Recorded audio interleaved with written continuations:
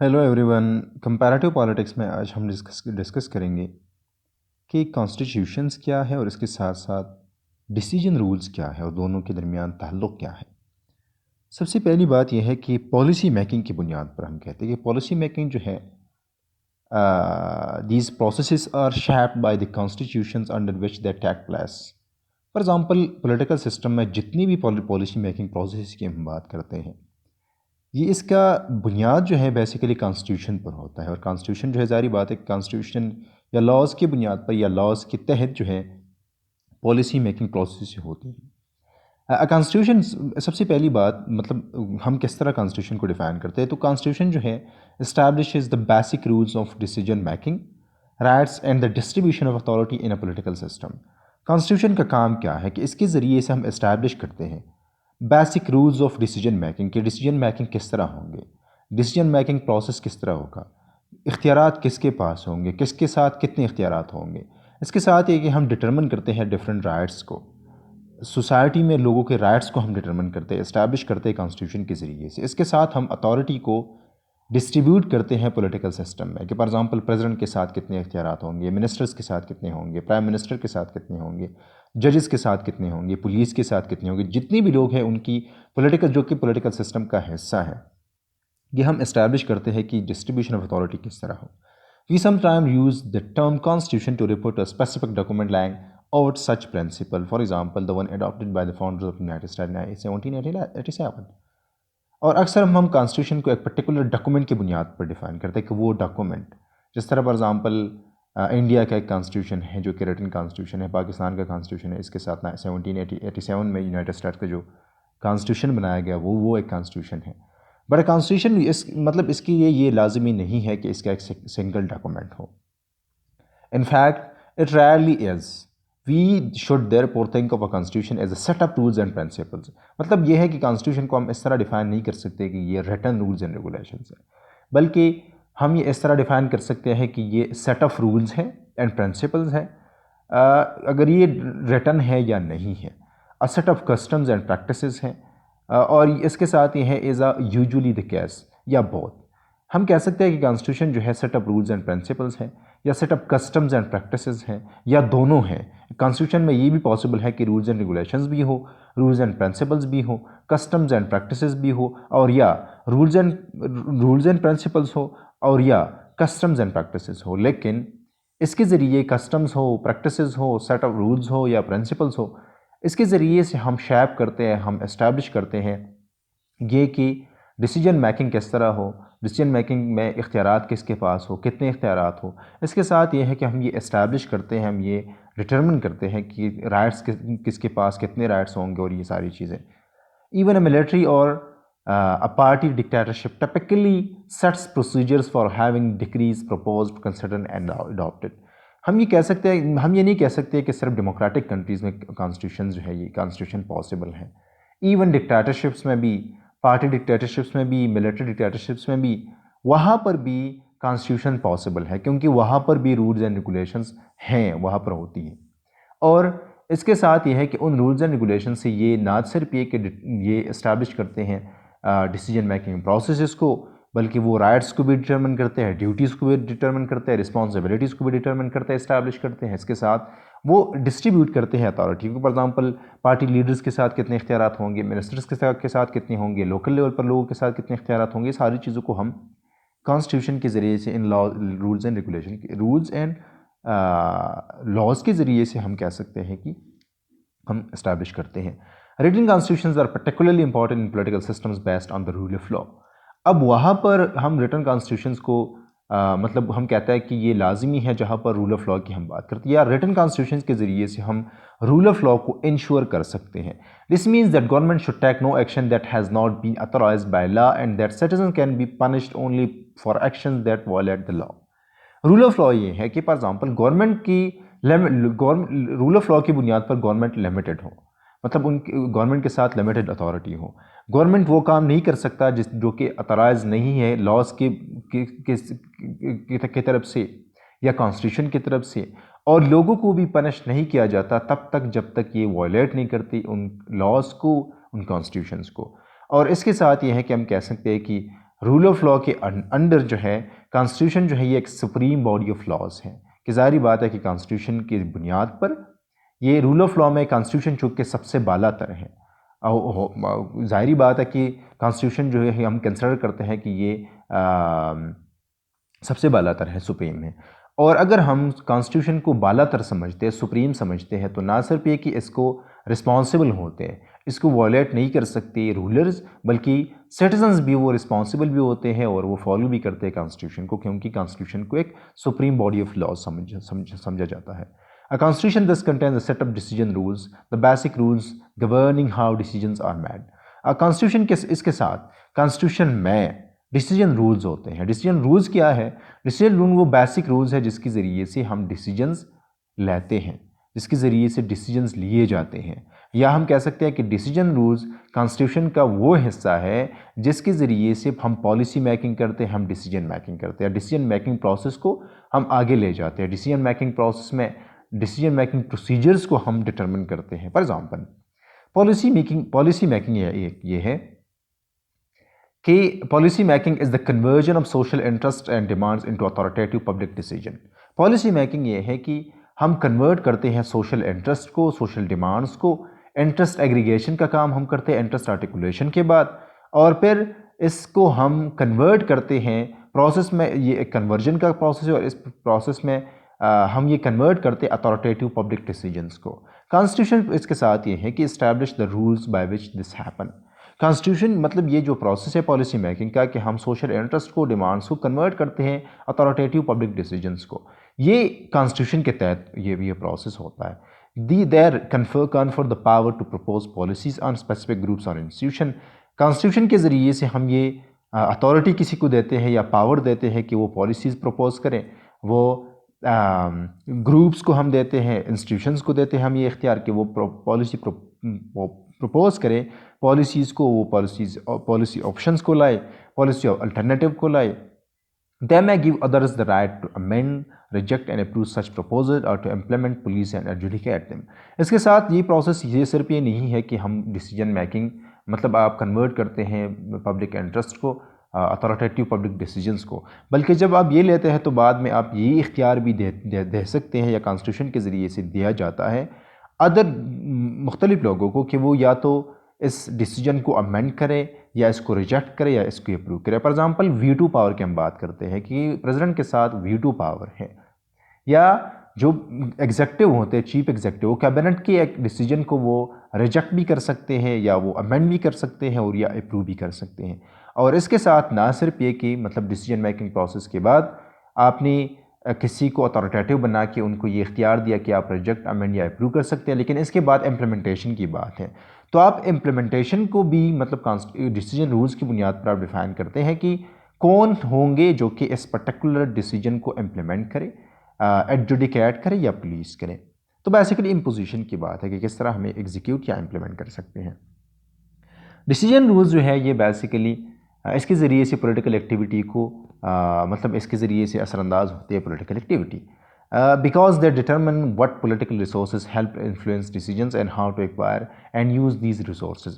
क्योंकि decision rules की बुनियाद पर हम ये डिटरमिन करते हैं कि कौन से पॉलिटिकल रिसोर्सेज हम इस्तेमाल कर सकते हैं कि हम डिसीजंस को इन्फ्लुएंस करें, या हम मतलब हम किस तरह एक्वायर कर सकते हैं इन रिसोर्सेज को, किस तरह हम यूज़ कर सकते हैं इन रिसोर्सेज को जो कि पॉलिटिकल रिसोर्सेज हैं।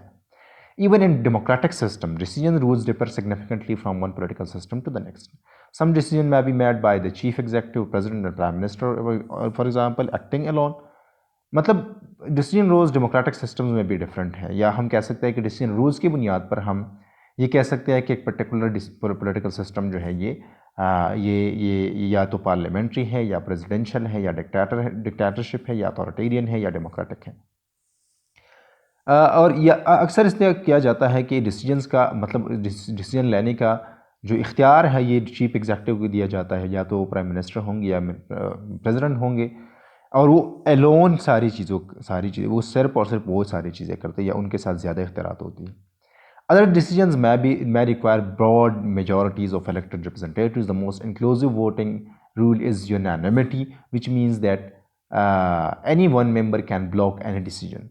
मतलब या तो ये कि आप सारे इख्तियारात, ज़्यादातर इख्तियारात चीफ एग्जीक्यूटिव को देते हैं, या ये कि आप मुख्तलिफ डिसीजंस में आप इलेक्टेड रिप्रेजेंटेटिव को, उनकी ब्रॉड मेजॉरिटी को आप अपने साथ लें, या आप एक डिसीजन को आप कांग्रेस ले आते हैं या पार्लियामेंट ले आते हैं या जहाँ पर भी ले आते हैं, तो आप इलेक्टेड रिप्रेजेंटेटिव को आप ऑन बोर्ड लेते हैं।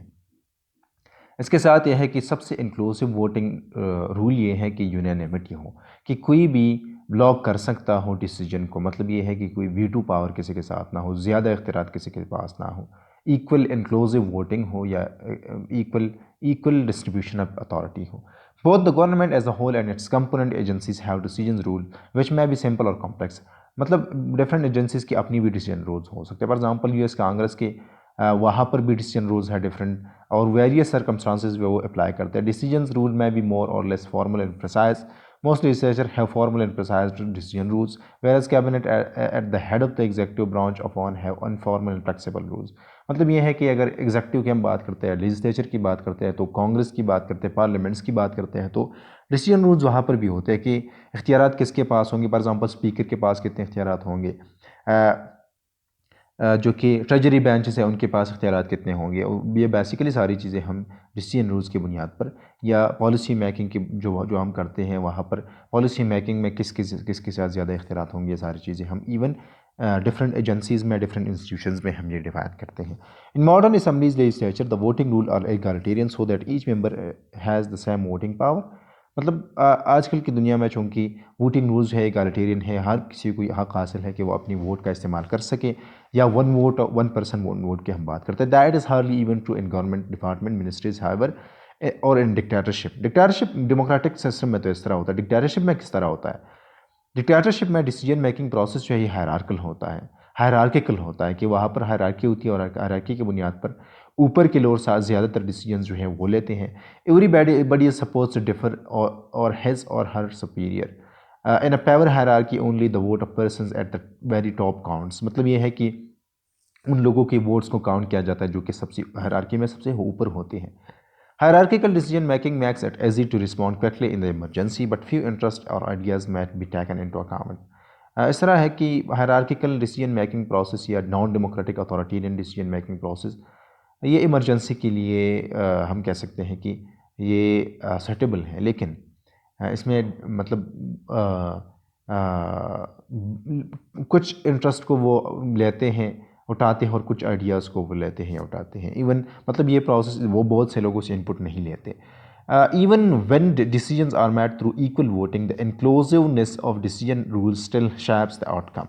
मतलब ये है कि इवन अगर डिसीजन में इक्वल वोटिंग की बुनियाद पर हो, तो इस इंक्लूसिवनेस के ज़रिए से आउटकम्स को हम शेप कर सकते हैं। Many institution such as the British House of Commons mainly operate through simple majority voting in a choice between two options, whichever option gets the larger number of votes wins।